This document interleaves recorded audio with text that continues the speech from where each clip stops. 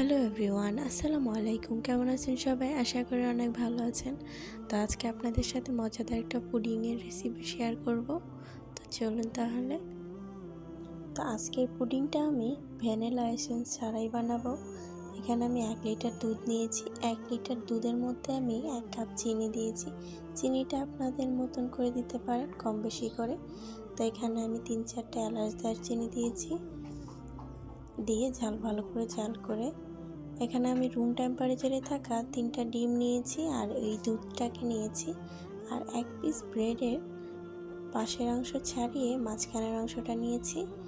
তো এই সবগুলোকে আমি ব্লেন্ডার করে নিব।